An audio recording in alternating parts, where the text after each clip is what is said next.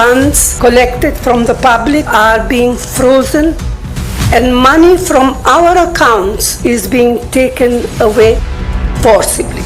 On the one hand, the electoral bonds have benefited, as everyone knows, the BJP massively. On the other hand, a systematic effort is underway by the Prime Minister to cripple the Indian National Congress financially. This is unprecedented and undemocratic. दर्शक बंधु आपण मैंने जानते भारत विश्व एक बृहत गणतांत्रिक राष्ट्र अटे तेज आज यही गणतंत्र राष्ट्र रे खुद प्रधानमंत्री एवं गृहमंत्री यही गणतंत्र गला चिपुंट गणतंत्र उपरे शासक बीजेपी दल पक्षर बारंबार आक्रमण करा जाउछि।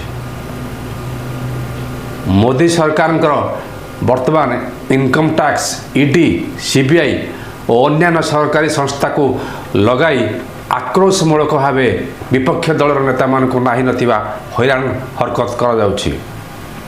दर्शक बंधु बर्तमान कांग्रेस पार्टी बैंक अकाउंट को अचल कर दिया जाउछि जेभଳି कि आर्थिक दृष्टि यह दुर्बल करने उद्यम करा जाउछि। आ प्रधानमंत्री नरेंद्र मोदी को यही आक्रमण बा बीजेपी सरकार यही आक्रमण केवल कांग्रेस पार्टी उपर नुहे देशर गणतंत्र उपरे मध्य यह आक्रमण बोली कहुब।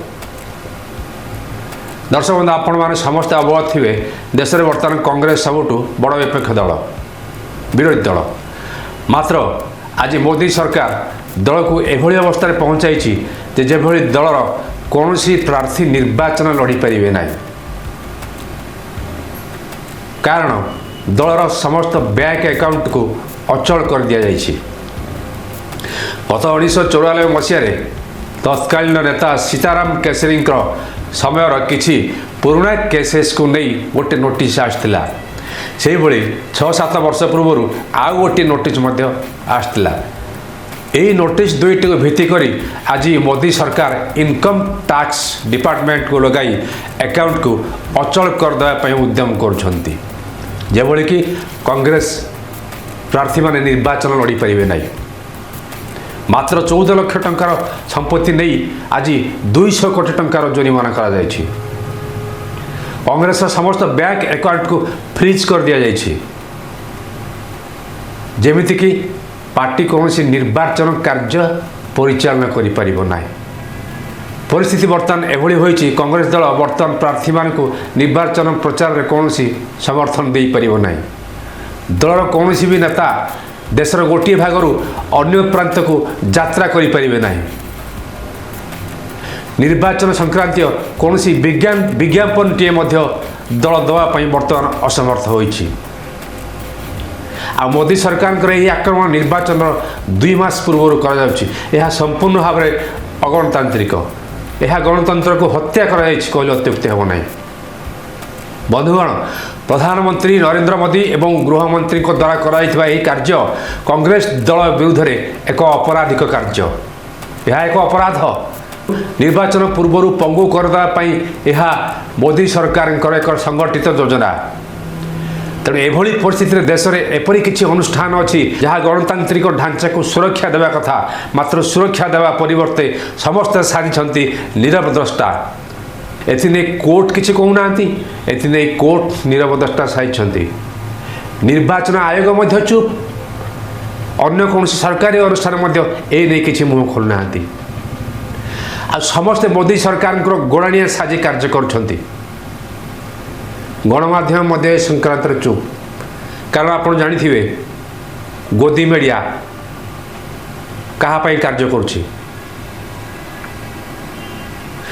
केंद्रीय एजेन्सी अपव्यवहार एवं निर्वाचन चांदा को नहीं केंद्र सरकार को ऊपर बर्षिछंती कांग्रेस राष्ट्रीय अध्यक्ष मल्लिकार्जुन खड़गे सोनिया गांधी तथा अजय माकेन ठारू आरंभ करी राहुल गांधी समस्ते आज मोदी सरकार को यही प्रसंग में घेरी तेज आसतु शुणी नियंतु कांग्रेस सांसद राहुल गांधी ये नहीं कौन कहते।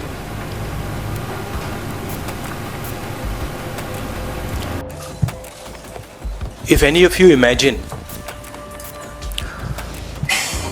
Anybody in the country imagines what happens when your bank account, your ATM card, your entire financial identity is erased, right? You can imagine if it is done to a family, the family will starve to death. If it is done to a business, the business will be crippled, right? This is what has been done to the Congress party 1 month back. All our bank accounts have been frozen. We can do no campaign work. We cannot support our workers.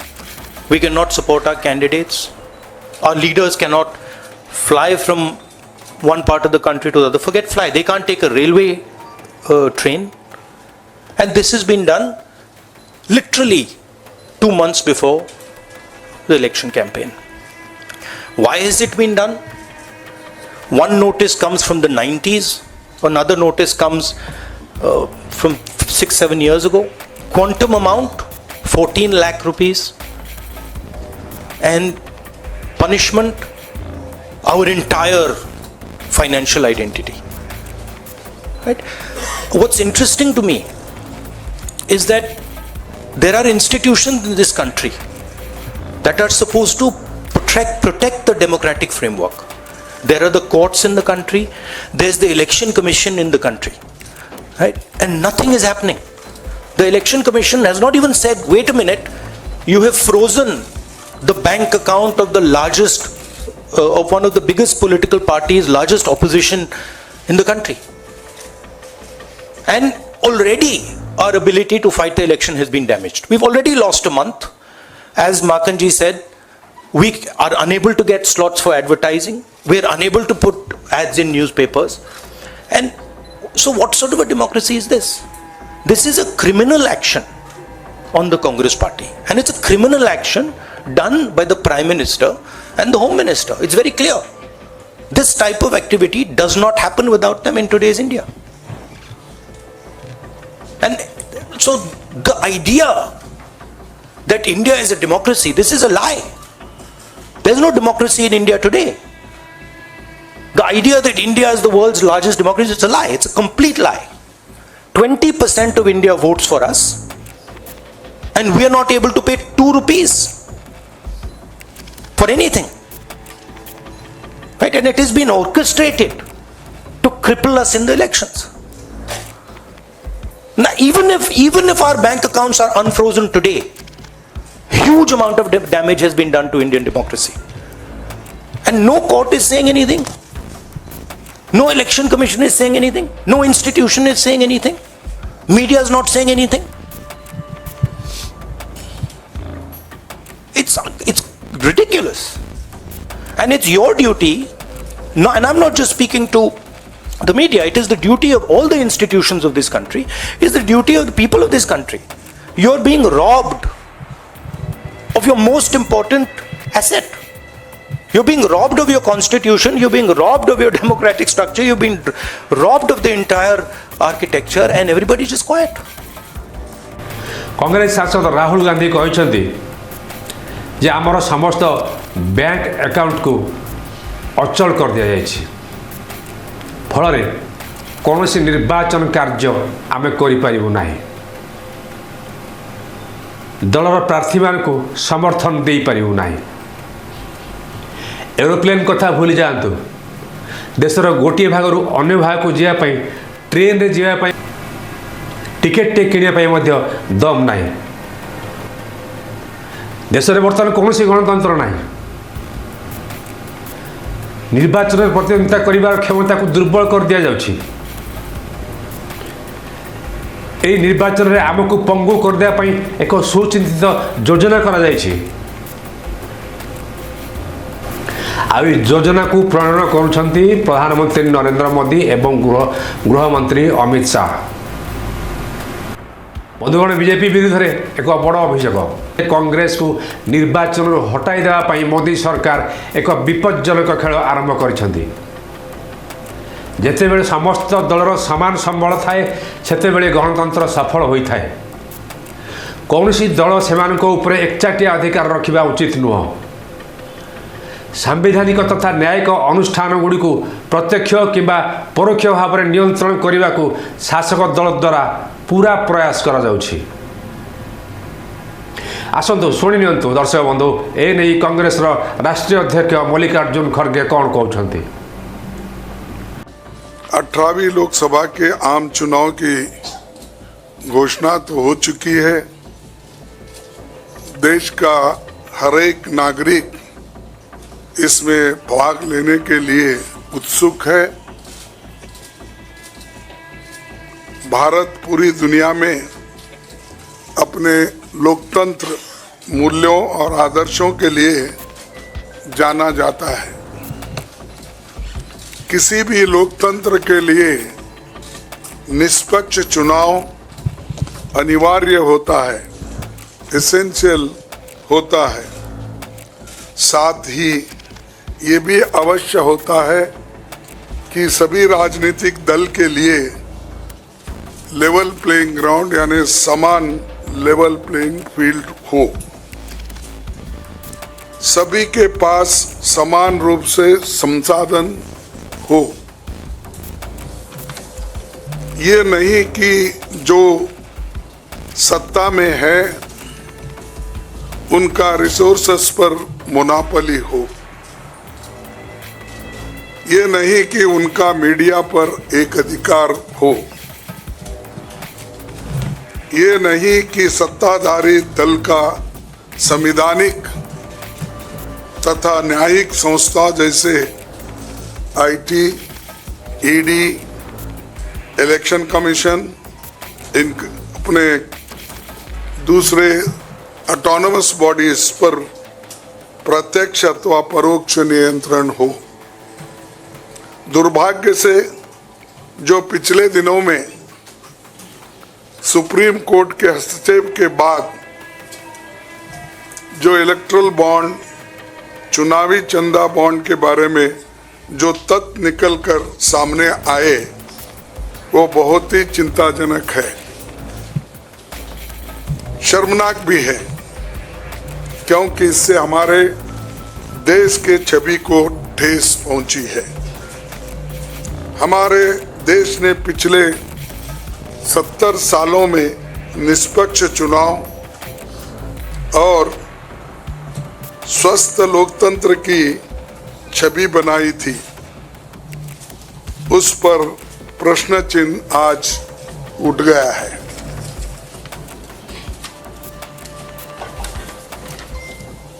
Supreme court ने जिस चुनावी चंदा bond को illegal और unconstitutional कहा, उस scheme के तहत मौजूदा सत्ताधारी दल ने हजारों करोड़ रुपए से ज्यादा अपने अकाउंट में भर लिया है और दूसरी तरफ साजिशन मुख्य विपक्षी दल का बैंक अकाउंट फ्रीज कर दिया गया है ताकि हम पैसों के अभाव में बराबरी से चुनाव ना लड़े और ना लड़ पाए। ये सत्ताधारी दल द्वारा एक खतरनाक खेल है।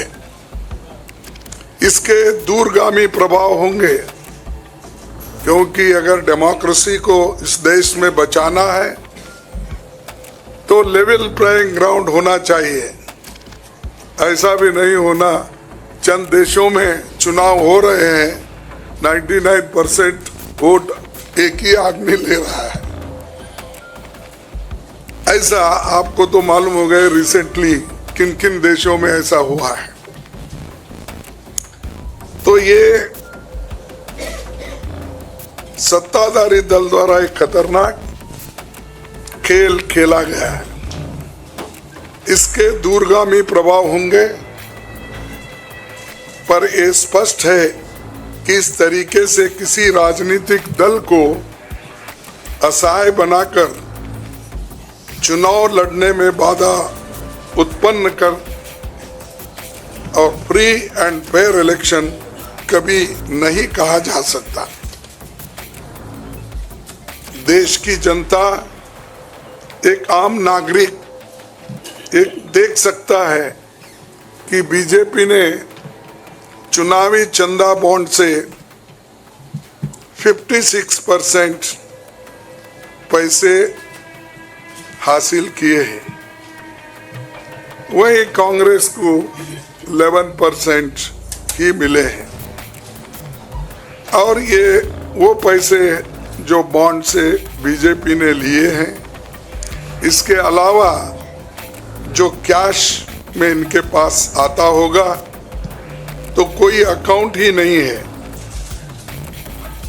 आप इनके खर्चे देखिए, हर तरफ इनका एडवर्टाइजमेंट लगा है और एडवर्टाइजमेंट में भी मोनोपोली बना ली है। प्रिंट मीडिया हो, टीवी हो और सोशल मीडिया हो, इनका बहुत डोमिनेशन है। लेकिन इतने पैसे एक पार्टी जमा कर सकती है, हिंदुस्तान के 70 साल के डेमोक्रेटिक व्यवस्था में ऐसा कोई नहीं किया। ये पहली बार ये सरकार अनेक ढंग से पैसे आज उठा रही है और इनके 5 स्टार ऑफिसेस से बड़े बड़े हर जगह आप देखिए, और 4-4, 5-5 फ्लाइट एक मीटिंग को जाते हैं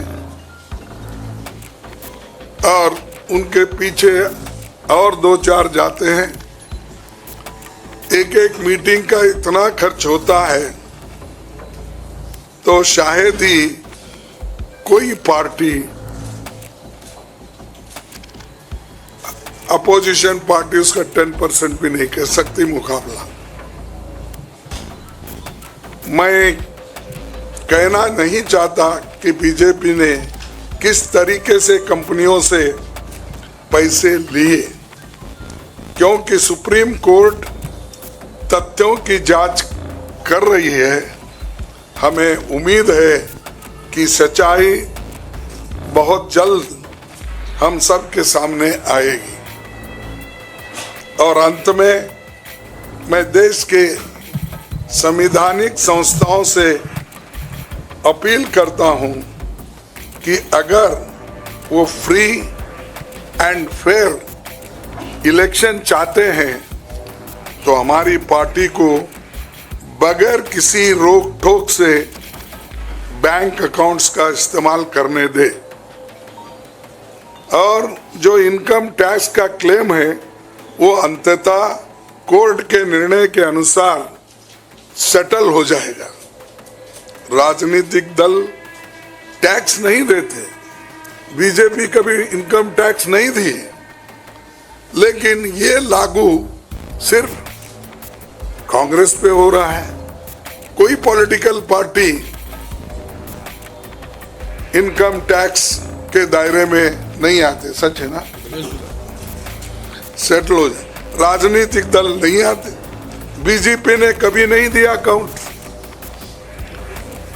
इसके बाद भी अगर हमसे ये मांगा जा रहा है तो हम न्यायालय के अंतिम निर्णय का इंतजार कर रहे हैं, क्योंकि हम चाहते हैं कम से कम न्यायालय तो इस बात को देखे, कानून को देखे, रूल ऑफ लॉ और गवर्नेंस जो संविधान के तहत होता है उसके तरफ तो ध्यान दे दो। क्योंकि आज वो हुकूमत में है, कल दूसरी पार्टी आएगी, लेकिन हमको ये लेवल प्लेइंग ग्राउंड जो हमने पहले से बनाया था, नेहरू जी से लेकर हम 89 और बाकी के लोग भी, जब इवन वाजपेयी थे उस वक्त भी ऐसा नहीं था।